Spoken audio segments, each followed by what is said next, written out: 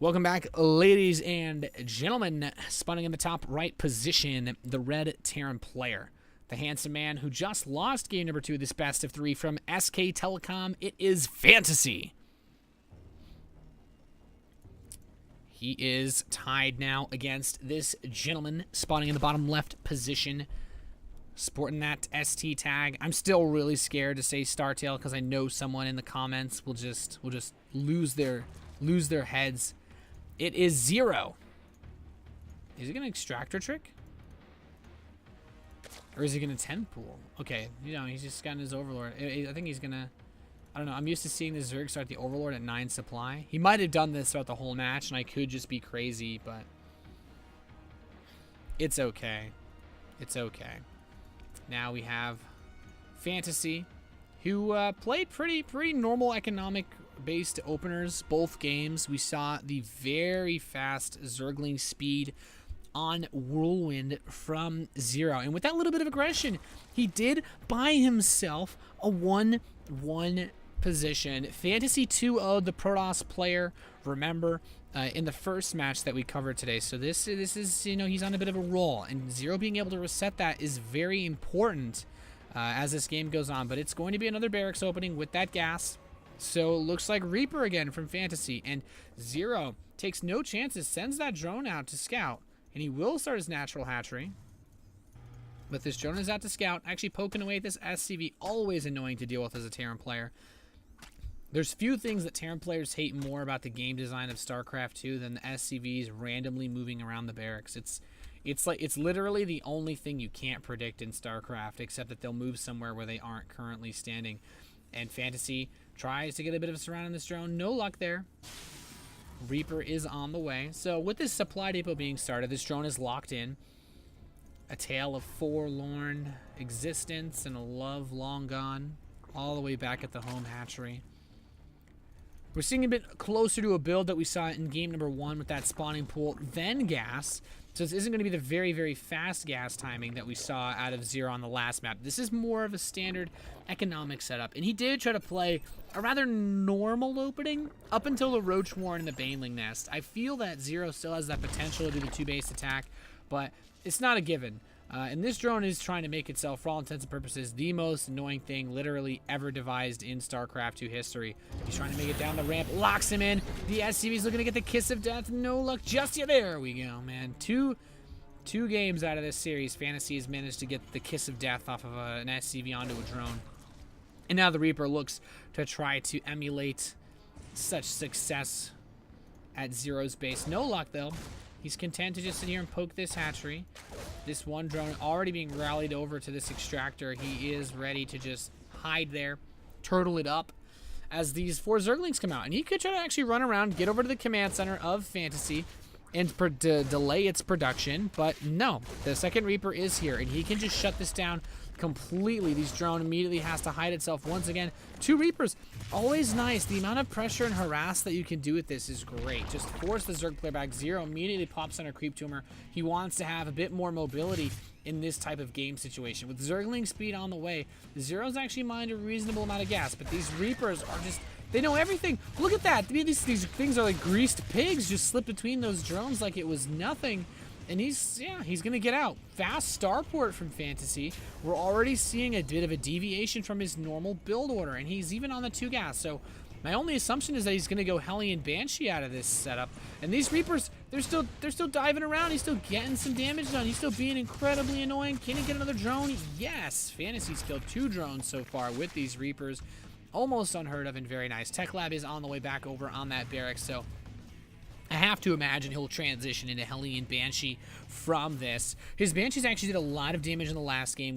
We were able to see just how much he could do with them, and it didn't necessarily win in the game, but that was mostly due to the Zergling attack that he had suffered in the earlier phases. If FanTaSy can continue to have good control with not only the Hellions but the Banshees this game, then he'll be in a great position to really just set Zero back. This 3rd base is going to start up for Zero without too much trouble. He has the drone tucked away, and immediately comes the Reapers with these Hellions. A few Zerglings here trying to get the love tap on them, but no luck just yet. 3rd hatchery is on the way, so Zero has that comfortably set up. He's going to throw on a few more Zerglings. He wants to stay safe as the Reapers and Hellions do sojourn over to this third.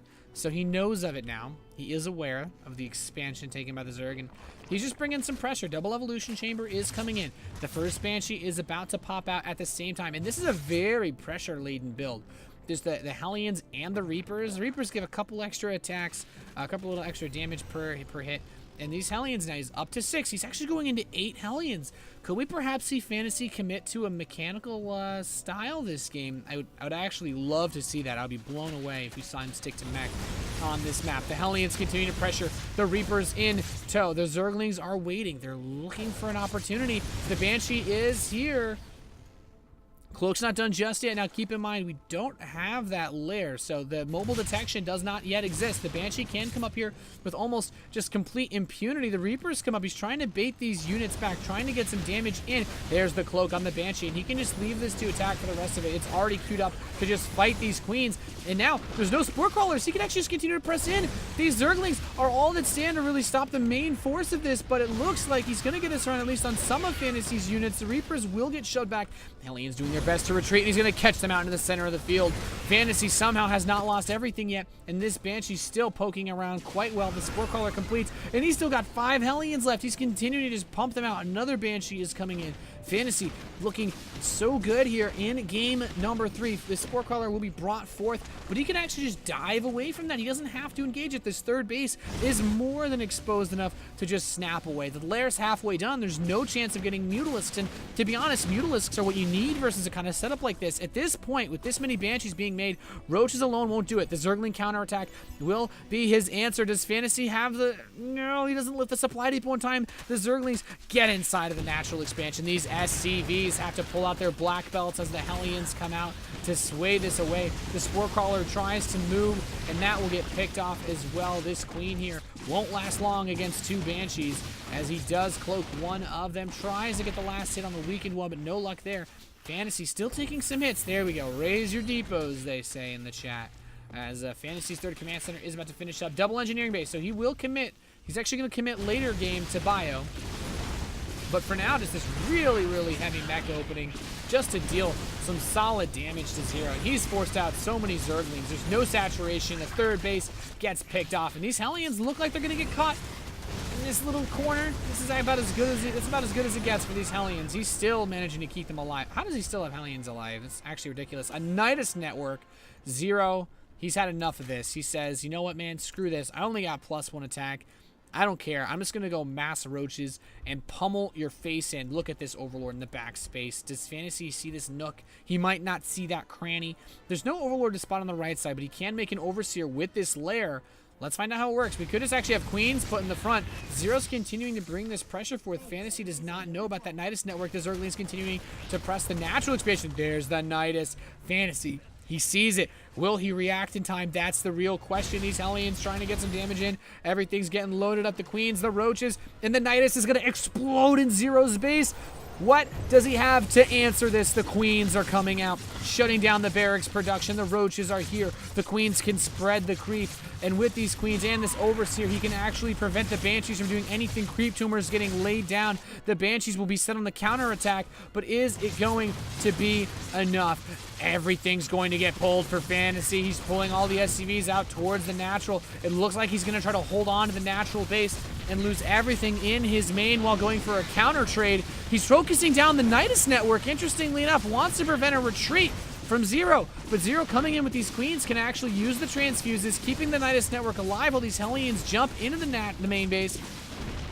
Nidus network's cleaned up. This means there's no retreat for this army. All 0 has here is all he'll ever have. And this doesn't make anything any easier for FanTaSy because he's still losing buildings. He really needs to lift these off. He needs to get those out of there. But the Banshees are so much stronger without the threat of those Queens coming back to defend. And he will focus this Queen down. Does he get that kill? Yes! But at the cost of 1 Banshee, he will try to focus this hatchery. Queens continuously being produced. Everything's taking damage. He needs to lift these command centers.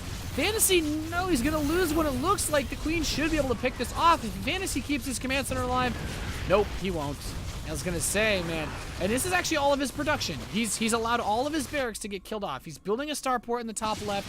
I think FanTaSy is underestimating his opponent right now because there is so much here for Zero. SCV's trying to repair this bunker. Is it going to be enough? The Roaches are focusing it down. He hasn't been able to break it just yet. 2 bunkers full of stimmed Marines are giving it everything that they've got right now. The Queens adding in with those transfuses. This bunker's getting lower and lower, but the Roaches are dying. FanTaSy is holding on some way, somehow, and he's moving that factory. He's got the reactor coming in. He still has a command center floating over here. He's building another tech lab starport, and he can continue to build Banshees. Somehow, FanTaSy is not dead yet. If these Queens, man, Queens harassing him in the high ground, that will not be something that you see every day. This factory will be forced to lift off. The reactor left useless. No, FanTaSy. There's one thing I've learned about FanTaSy today. It's that lifting buildings is not his forte. He doesn't lift very often. And man, that's it. All FanTaSy has, he's producing a Marine at a time and a Banshee. And with this 2-base setup, Zero is more than comfortable to just chill here. In fact, I'd like to see, there it is, the Baneling Nest. And he can just go full balls to the wall and just smash face. I don't think there's anything that Zero has left to do aside from just build some Banelings and kill him. FanTaSy has been locked out. That Nidus Worm just did so much damage. Very cute play taking out the Nidus network to prevent reinforcements, but it just wasn't enough. I don't know, Zero, this attack's going to be huge. If FanTaSy somehow holds this, it may be the greatest hold in all of StarCraft 2. He's on one base. He's going to get hit from both sides with Roaches and Banelings and Zerglings and Queens. And here we go. The bunker immediately going to get targeted down. Both falling. There's only one vestige of defense left with 4 Marines in it. But can 4 Marines kill 20 Roaches and 8 Queens? I don't know. The Zerglings coming in. FanTaSy's just trying to hold everything on as long as possible. There is the repair. Another Banshee does come up here to help whittle this down, but with all the SCVs gone, FanTaSy's defenses fall also.